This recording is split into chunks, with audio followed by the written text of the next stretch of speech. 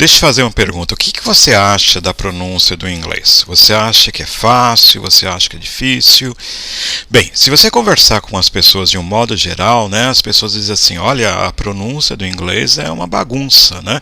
E alguns, né, chegam ao ponto de dizer assim, ó, nem é bagunça, é um total caos. Tá? Agora, por que as pessoas falam isso? Olha, basicamente, né, porque as pessoas dizem assim, olha, você aprende uma palavra, ora se pronuncia assim, ora se pronuncia assado e por aí vai. Ou seja, o que elas querem dizer é que não há uma lógica, né, de pronúncia. Ó, vamos ver alguns exemplos para confirmar isso aí. Ok, então eu vou lá para a escola, um cursinho, né, e vou aprender inglês e obtenho a palavra casa em inglês. E aí eu aprendo que a pronúncia é o quê? House. Depois eu aprendo a palavra som em inglês e eu vejo que a pronúncia é o quê? Sound. Daí eu tenho a palavra dúvida, doubt. Daí o que acontece? Eu falo house com AU, não é isso? Sound, doubt. Daí, mesmo que inconscientemente, mesmo que a gente não perceba, né, a nossa mente acaba associando o quê? Nós temos OU e tem som de AU. House, sound, né? Então eu vou associar o que? Toda vez que eu tiver a grafia escrito OU, então vai ser o que? AU. Daí eu sigo em frente estudando, né? E eu vou confirmar isso aí. Eu tenho a palavra orgulhoso, proud, beleza. Daí eu tenho contar em inglês, count, legal também. Daí eu tenho a palavra o que? Monte, no sentido de montanha, né? Mount. Beleza, né? Mas daí eu vou, o quê? Encontro essa palavrinha aí, que é o passado do can, que é poder. Então poderia ser poderia, ou podia e por aí vai. Olha, se house ou u tem som de au, então eu vou dizer o quê? Could. Só que não, eu vou descobrir que a pronúncia é could. Ou seja, esse ou agora tem som de quê? U. Mais adiante no meu estudo, eu pego essa palavra aí, corte. Tá? Daí eu sei, o então é court, né? Não, vai ser court, tá, ok? Court. E esse Czinho, ao contrário, esse símbolo aí, tá? Na verdade, ele é o IPA. Vai ser o quê? O alfabeto fonético internacional. Ou seja, vai ser um alfabeto, né, especificamente utilizado para representar o quê? A fonética, os sons. Daí é um alfabeto diferente do que nós temos, né? Ele vai utilizar o quê? Letras diferentes como essas aí, tá? Então, voltando ao nosso exemplo lá. Então, eu falo court e não court. E aí eu vejo um outro exemplo, a palavra talk em inglês. Então é tout. Não, mas na verdade é touch. Ou seja, nós continuamos, né, mesmo que inconscientemente com essa lógica, né, de AU, mas aí não colou, né? Um tem som de U, outro tem som de O e o outro tem o som de A. Então, é por causa dessa inconsistência na pronúncia de algumas palavras em inglês que algumas pessoas falam, olha, a pronúncia em inglês é uma bagunça, é um caos e por aí vai. Mas será que isso realmente é verdadeiro? Não. Né? Então, hoje eu vou te contar nesse vídeo aqui um segredo, né, da pronúncia do inglês que eu aposto que ninguém te contou ainda, mas você precisa saber, tá? E esse segredo vai fazer você o quê? Entender a pronúncia, né, do inglês. Não decorar, não é uma regra ou qualquer coisa assim. E para isso eu vou utilizar uma parte da linguística, tá, que se chama etimologia. A etimologia estuda a origem e a evolução das palavras ao longo do tempo. Vale lembrar, logicamente, que ela é uma ciência humana, né? É uma ciência, não é uma ciência exata, então não dá assim para cravar e especificar, né? Porque quando você vai buscar a origem de uma palavra, você tem que o quê? Ir lá em tempos remotos, tal, né? Confiar em registro e por aí vai. E nem sempre isso é possível, tá? Então, o que eu vou apresentar aqui é uma visão assim bem genérica. Olha, há 3 motivos principais para explicar essa aparente inconsistência da pronúncia da língua inglesa. Hoje eu vou apresentar o primeiro deles, que é o mais importante. Então, para explicar essa divergência fonética, né, de um ponto de vista histórico, eu vou pegar aqui 3 palavrinhas, tá, que você já deve conhecer. Ó, a primeira vai ser a conjunção mas. Tá? Como é que você pronuncia isso aqui? Eu vou dizer o quê? But ou but, tá? Dependendo se você falar na fala corrida, tá? E aqui o som desse U vai ter o som de o quê? A, but. Daí que acontece, né? O nosso cérebro inconscientemente associa o U é A, tá? Daí eu tenho essa palavra aqui, ó, enterrar em inglês, tá? Daí que acontece? But, então aqui deve ser o quê? Bury, né? Mas não é não, a pronúncia é com E, tá? Então a pronúncia é bury, enterrar. Daí eu pego uma outra palavra, essa aqui, ó, que é bala no sentido de projétil, tá? De uma arma. E aí essa A, então é bullet. Não, na verdade o som é de U mesmo, então vai ser bullet. Ou seja, nós tivemos a ortografia e a escrita do U 3 vezes, mas 3 sons diferentes. But, bury, bullet. Para explicar a origem dessas palavras, então vamos lá usar aqui, ó, English Language Timeline. Line em inglês é linha, time é tempo, então seria o quê? A linha do tempo, tá ok? Então o que acontece? Ó, pegando aqui a Britânia, né, que se chamava antigamente, tá? Nós temos lá o quê? A primeira língua que nós temos notícia aí que eles usavam era o quê? O celta. Tá? Logicamente não era uma coisa coesa, havia várias tribos e dialetos, mas basicamente isso. Daí que aconteceu? Isso lá, sei lá, em 800 a.C. e por aí vai. Daí o que aconteceu? Olha, lá no ano de 55 AD, esse AD significa Anno Domini, que significa o ano do Senhor. Tá? Então seria pra gente o que? DC, depois de Cristo. E em 55, o que aconteceu? A Britânia sofreu uma invasão de quem? Dos romanos, né, do Império Romano. Daí o que acontece? Eles trouxeram com eles o seu idioma, que era o latim. Né? Daí o que aconteceu? O latim entrou aqui na língua celta, né? E a partir daqui começou a fazer parte dela também. Daí, posteriormente, em 450 DC, o que aconteceu? Acabou, né, o Império Romano, né, pelo menos dessa parte ocidental. E eles saíram, então, da Britânia. Daí o que aconteceu? Nós tínhamos lá o quê? Outros povos da Europa que resolveram também invadir a Britânia. E foram o quê? Os anglos, os saxões, os jutos e os frísios. E esses povos estavam mais ou menos aqui, onde que é a Alemanha, né, a Dinamarca nisso aqui. Então eles foram lá para a Britânia. E logicamente eles trouxeram com eles o que? Os seus idiomas. E aí passaram a fazer parte aí do que seria então a língua inglesa. Aqui já começa o período que a gente chama de Old English, o inglês antigo. Agora, cabe aqui observar, né, que da mesma forma que a língua, né, ela vai evoluindo e não é uma coisa aleatória, né, é uma coisa histórica, por motivações históricas, eles também, essas invasões ocorriam, né, por interesses econômicos, financeiros, comerciais e por aí vai. Né? Não é que os anglos estivessem lá, né, bobeira, no sábado, vamos invadir a Britânia, vamos, né, os romanos saíram, vamos lá. Né? Não, na verdade eles foram para lá por uma questão de mais caça, né, mais terras férteis e por aí vai. Daí, alguns anos depois, né, em mais ou menos 700 depois de Cristo, né, adivinha o que aconteceu? Mais uma invasão. Né? De quem agora? Dos vikings. Né? E aí o que aconteceu? Esses vikings vieram aqui dessa região, mais ou menos aqui da Dinamarca e parte sul aqui da Escandinávia. E com eles, uma vez mais, trouxeram os seus idiomas, né? Que acrescentou o quê? Mais palavras à língua inglesa. E aí, um pouquinho mais aí adiante, né, em 1066, o que aconteceu de novo? Outra invasão, que são os normandos, né? E os normandos vieram daqui, ó, né? Aqui dessa parte da França. Então foi só um pulinho aqui para dentro. E aí, uma vez mais, eles trouxeram o quê? O seu idioma, que acabou fazendo parte também da língua inglesa. E qual é o idioma que eles trouxeram? Olha, basicamente o francês antigo. Mas trouxeram por tabela um outro idioma. O francês vem do quê? Do latim. Né?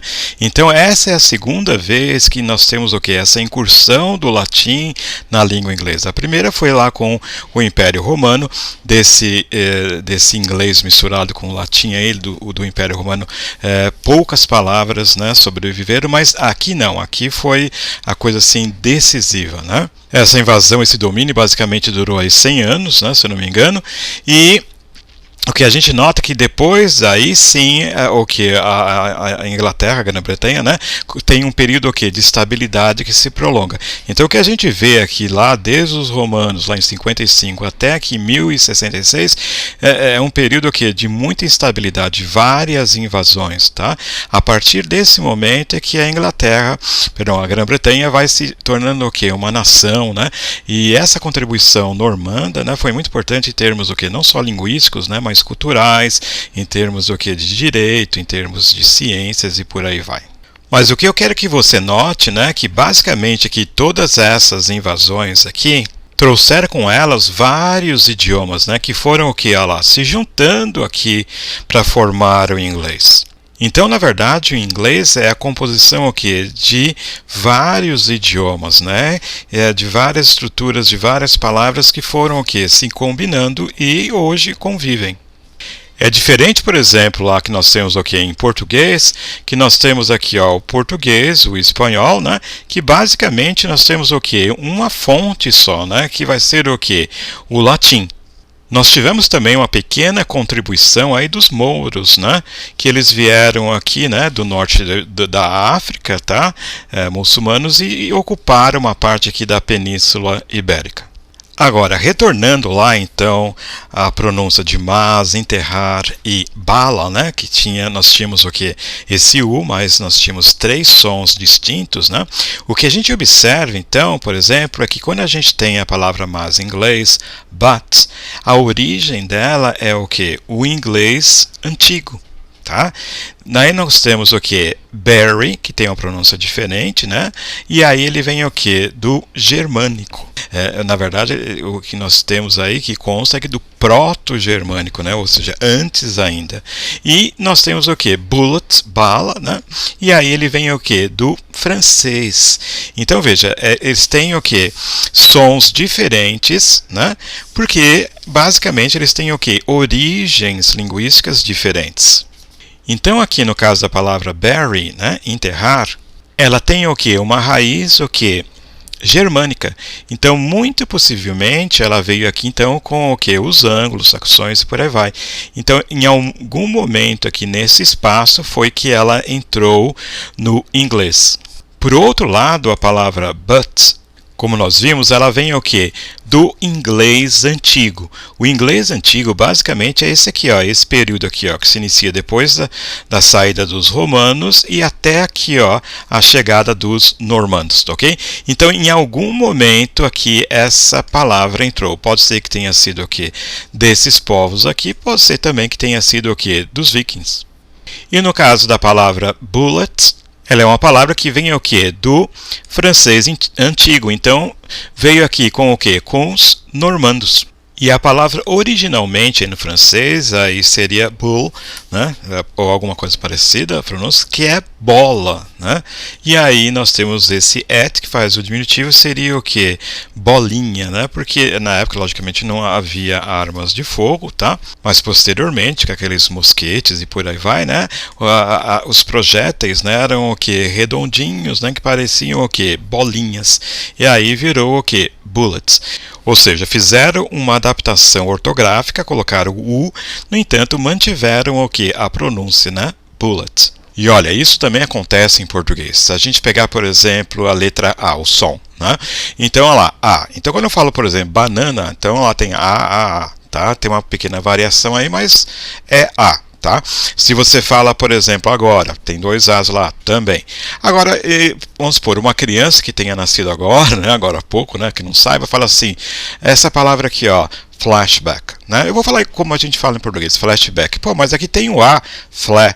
Né? Você está falando com E, depois tem back, você está falando também com E. Por quê? Mas o A em português tem som de A. Né? Daí você fala, não, porque na verdade essa é uma palavra que veio de fora. Né? Então, por isso que a gente fala isso aí. Então, a mesma coisa aí quando nós vimos, por exemplo, bullet, a gente viu aí também essa palavra but, né? Então tem lá o U, né? Mas quando a gente falou berry, pô, mas agora tem som de E, né? Como mudou o U, agora mudou para E. Mesma coisa em flashback, né?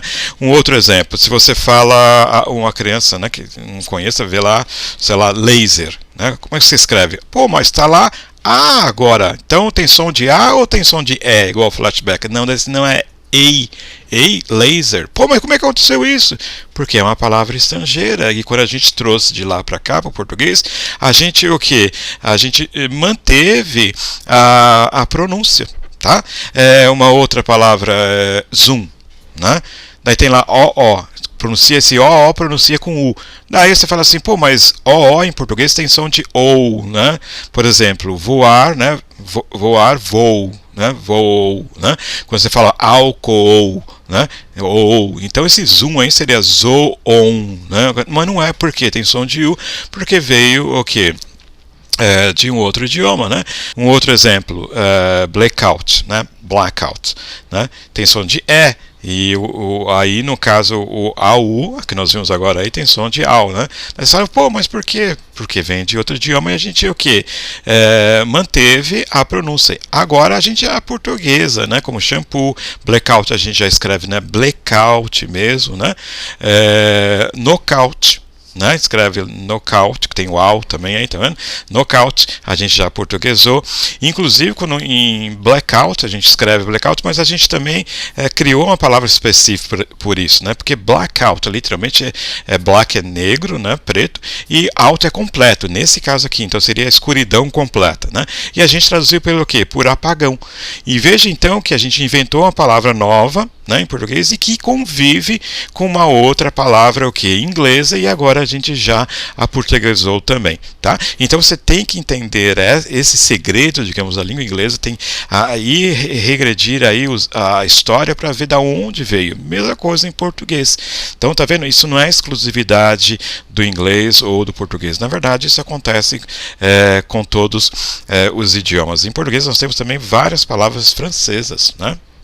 Bem, então retornando lá à questão, né, a pronúncia, né, da língua inglesa realmente é uma bagunça, é um caos, né, como as pessoas dizem, porque quando você fala que é uma bagunça, parece que é uma coisa que é aleatória, né, e como nós vimos, não é aleatório, né, existem o que? Motivos, no caso aqui, motivos históricos, né, que justificam essa, digamos, aparente inconsistência, né, da pronúncia em inglês. Agora, essa explicação que eu dei dessas três palavras para você, com base, né, na etimologia, essa ciência, vamos dizer assim, consegue explicar tudo? Não. Né?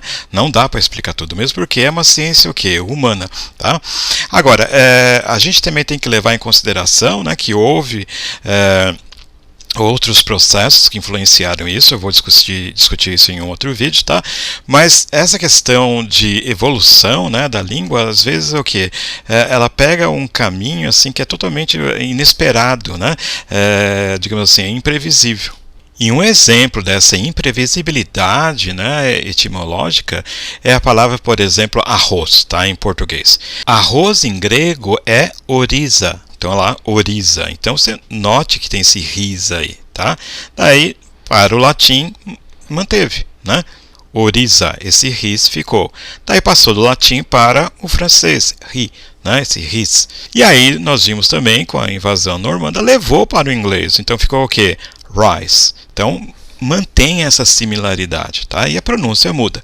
Daí o que acontece? Olha, e aí o que a gente pensa? Pô, o português vem do latim, então deve manter essa mesma raiz. Não, mas em português é o quê? Arroz, não tem nada a ver com isso. Mas por que isso aconteceu? Porque, na verdade, o arroz tem uma origem diferente, né? Ela vem o quê? Do árabe. Tá? Eu mencionei lá que nós tivemos aqui aquela invasão dos mouros, né, que vieram ali do norte da África e ficaram lá um período na Península Ibérica. E aí o que acontece? A palavra arroz dos árabes suplantou, né, a palavra em latim. E isso vale também para o quê? Para o espanhol. Mas acontece que a história é tão imprevisível, né, que no caso aí, apesar do português ter se distanciado do latim, né, ele vai se aproximar do latim também e do inglês de outra forma, olha só. E essa aproximação se deu através de um outro idioma, que foi o italiano. Lá, o italiano também vem o quê? Do latim e arroz, lá, riso. Né? Agora, o que aconteceu? O português emprestou do italiano a palavra risoto. Então, ligamos, né, através desse prato a origem latina. E aí encontramos novamente o que? O inglês rice. Que loucura, né? Então você vê aí que essa palavra teve toda uma trajetória aí até retornar à origem latina, né? Então a etimologia ela nos ajuda, né? Mas não em tudo, ela não resolve todas as questões, por exemplo, de pronúncia da língua inglesa ou portuguesa ou qualquer outro idioma, né? Também não dá para você saber a pronúncia, você vai lá e pesquisar a origem da palavra. Isso é impraticável, né? Então não acontece. Mas ela pode nos ajudar, por exemplo, a aprender mais inglês, tá? E como isso aí acontece, tá? Basicamente é o seguinte, eu me lembro quando eu dava aula em faculdades, né, de letras e dava aula para futuros professores de inglês, muitas pessoas tinham exatamente esse pensamento aí, a pronúncia é uma bagunça, não sei o que, então, ou seja, eles apresentavam assim, uma resistência muito grande à pronúncia, né? E o que acontece? Quando você tem essa resistência, você não evolui. Agora, a partir do momento em que eu explico, né, toda essa questão histórica, a pessoa acaba vendo o que? A pronúncia com outros olhos, né? Do causa uma coisa o quê? Que é organizada, que é o que? Justificada historicamente. Você pode ver por você mesmo, né? Depois desse esclarecimento aqui nessa aula, né? O que você sentia e o que você sente agora em relação ao inglês. Tem uma outra coisa importante também, né? Que é a visão, o status. Tá? Você tem um status diferente, porque você, nesse caso, não está estudando só inglês, você não só fala inglês, você tem cultura. Né?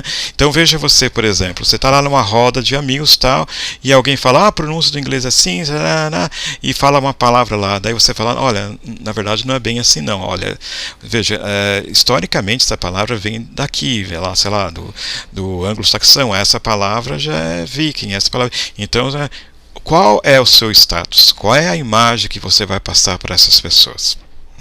Ou seja, você acaba o quê? Se destacando, né?